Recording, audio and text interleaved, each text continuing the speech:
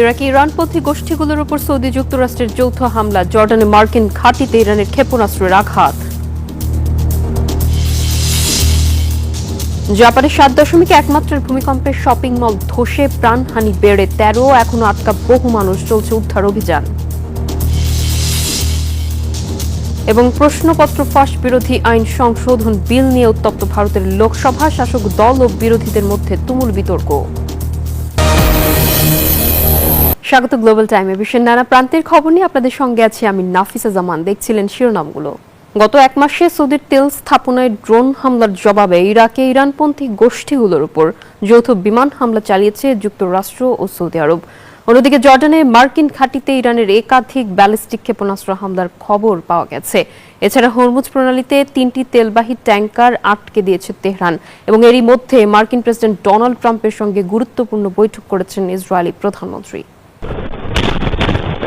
সৌদির তেল স্থাপনায় এক মাসে অন্তত 30টি ড্রোন হামলার কড়া জবাব দিল রিয়াদ ও ওয়াশিংটন। ইরাকে ইরানপন্থী গোষ্ঠীর অবস্থানে যৌথ বিমান হামলা চালিয়েছে সৌদি আরব ও যুক্তরাষ্ট্র। আন্তর্জাতিক আইন অনুযায়ী আত্মরক্ষার অংশ হিসেবেই ইরাকে এই হামলা বলে নিশ্চিত করেছে রিয়াদ। এদিকে জর্ডানে মার্কিন ঘাঁটি লক্ষ্য করে ছোড়া ইরানের একাধিক ব্যালিস্টিক ক্ষেপণাস্ত্র ধ্বংসের দাবি করেছে যুক্তরাষ্ট্র। তবে সৌদিতে হামলার অভিযোগ পুরোপুরি অস্বীকার করেছে তেহরান। আর জর্ডানে মার্কিন ঘাঁটিতে হামলা এবং হরমুজ প্রণালীতে 3টি তেলের ট্যাঙ্কার আটকে দেওয়ার দায় স্বীকার করেছে আইআরজিসি। এরই মধ্যে মার্কিন প্রেসিডেন্ট ডোনাল্ড ট্রাম্পের সঙ্গে ওয়াশিংটনে অত্যন্ত চমৎকার ও সফল একটি বৈঠক হয়েছে বলে জানালেন ইসরায়েলি প্রধানমন্ত্রী বেনিয়ামিন নেতানিয়াহু। এদিকে হরমুজ প্রণালী পুনরায় চালুর বিষয়ে ওমানকে একটি অস্থায়ী প্রস্তাব দিয়েছে তেহরান, যেখানে বলা হয়েছে ট্রানজিট রুটগুলোর উপর ইরানের নিয়ন্ত্রণ আরও বাড়ানোর কথা। Desk report, news 24। হরমুজ প্রণালীর অচলাবস্থার মধ্যে এবার লোহিত সাগরের কৌশলগত বাবল মানদেবেও বাড়ছে উদ্বেগ। সৌদি আরবের বিরুদ্ধে নৌ অবরোধ ঘোষণার পর এবার এই নৌপথে চলাচলকারী বাণিজ্যিক জাহাজের উপর টোল আরোপের পরিকল্পনা করছে ইয়েমেনের হুথিরা। রয়টার্স বলছে এই পরিকল্পনা ইরানের ইন্ধন রয়েছে। আর চীনা জাহাজকে সম্ভাব্য টোল থেকে ছাড় দেওয়ার বিষয়েও আলোচনা হয়েছে। বিশ্লেষকদের আশঙ্কা এই উদ্যোগ বাস্তবায়িত হলে বৈশ্বিক বাণিজ্য ও জ্বালানি সরবরাহে নতুন চাপ তৈরি হবে।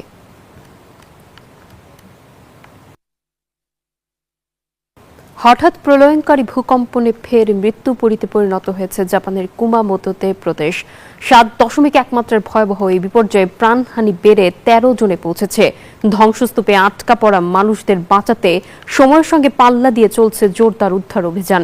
ভূতত্ত্ববিদরা জানিয়েছেন 2016 সালের জোড়া ভূমিকম্পে হিনাগু ফল্ট লাইনে সঞ্চিত চাপই এবারের কম্পনের অন্যতম কারণ।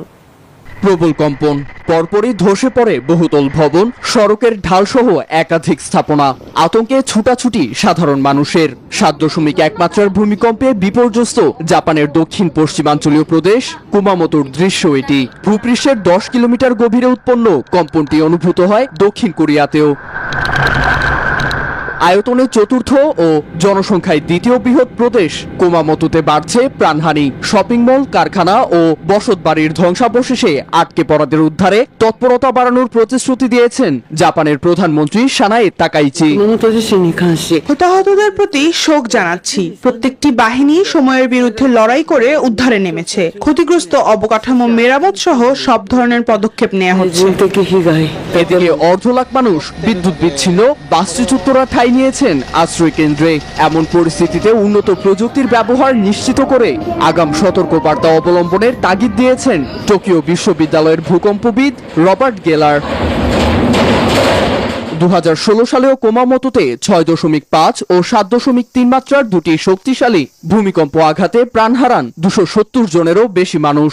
সে সময় হিনাগু ফল্ট লাইন বা হিনাগু শিলাস্তরের ভেতরের ফাটলে সঞ্চিত চাপ থেকেই এবারের কম্পনের সৃষ্টি বলে মত ভূতত্ত্ববিদদের। নীরব দাস, নিউজ 24। ভারতের লোকসভায় প্রশ্নপত্র ফাঁস বিরোধী আইন সংশোধনের বিল নিয়ে আবারও শুরু হয়েছে আলোচনা, যেখানে কংগ্রেস সংসদ সদস্য এবং বিরোধী দলীয় নেতা রাহুল গান্ধী বিতর্কে অংশ নেন। এ সময় শাসক দল ও বিরোধী দলের মধ্যে তুমুল বাকবিতণ্ডা শুরু হয়। অধিবেশনের শুরুতে একটি বিল উত্থাপনকে কেন্দ্র করে শুরু হওয়া আলোচনা পরে রূপ নেয় উত্তপ্ত রাজনৈতিক সংঘাতে। এক পর্যায়ে ব্যাহত হয় সংসদীয় কার্যক্রম। পারস্পরিক অভিযোগ পাল্টা অভিযোগে সরগরম লোকসভা। রাজনৈতিক উত্তাপের মধ্যেই সামনে এগোচ্ছে সংসদীয় অধিবেশন। শাসক দল ও বিরোধীদের মুখোমুখি অবস্থানে উত্তপ্ত হয়ে ওঠে অধিবেশন কক্ষ। অধিবেশনের শুরুতেই জন্ম নিবন্ধন ও মৃত্যু সনদ সংক্রান্ত একটি বিলের নতুন সিদ্ধান্ত তুলে ধরেন কেন্দ্রীয় স্বরাষ্ট্রমন্ত্রী অমিত শাহ। এরপর বিরোধীদের বক্তব্য দেওয়ার সুযোগ করে দেন স্পিকার ওম বিরলা। বক্তব্য রাখতে উঠে বিরোধী দলীয় নেতা রাহুল গান্ধী সাম্প্রতিক ছাত্র জনতার আন্দোলনে পুলিশের ভূমিকার কঠোর সমালোচনা করেন। এ সময় তিনি সরকারের বিরুদ্ধে দমনপীড়নের অভিযোগও তোলেন। রাহুল গান্ধীর বক্তব্যে তীব্র প্রতিক্রিয়া জানায় গেরুয়া শিবির। ক্ষমতাসীন বিজেপির আইন প্রণেতারা তার বক্তব্যের প্রতিবাদ জানান। দলটির সংসদ সদস্য কিরেন রিজিজু রাহুলের মন্তব্যকে অসাংবিধানিক বলে আখ্যা দিয়ে প্রকাশ্যে ক্ষমা চাওয়ার দাবি জানান। এতে মুহূর্তেই উত্তপ্ত হয়ে ওঠে লোকসভা। শাসক ও বিরোধী দলের সদস্যদের মধ্যে শুরু হয় তুমুল বাকবিতণ্ডা। পরিস্থিতি শান্ত করার চেষ্টা করেও বারবার বাধার মুখে পড়েন স্পিকার। এক পর্যায়ে কেন্দ্রীয় মন্ত্রী এবং বিজেপির জাতীয় সভাপতি জগৎ প্রকাশ নাড্ডা রাহুল গান্ধীকে সংযত ভাষা ব্যবহারের আহ্বান জানান। তবে ততক্ষণে উত্তেজনায় ভেস্তে যায় সংসদের স্বাভাবিক কার্যক্রম। চৈতি রয়, নিউজ 24। গাজায় পরিকল্পিত বোমা বর্ষণ করে অন্তত 1050টি মসজিদ ধ্বংস করেছে ইসরায়েল। মঙ্গলবারও আল মুত্তাকিন মসজিদ ধ্বংস করে দেয় দখলদাররা। এতে জাতিসংঘের নিরাপত্তা পরিষদে ফের রাষ্ট্রনীতি বাস্তবায়নের আলোচনা গড়ায় বাক বিতণ্ডায়। গাজার রণক্ষেত্রে তখন খানিকটা স্বস্তির খোঁজে ফিলিস্তিনিরা। ঠিক সেই সময়ে ইসরায়েলি বিমানের গর্জন, বিকট বিস্ফোরণে কেঁপে ওঠে গাজা সিটি।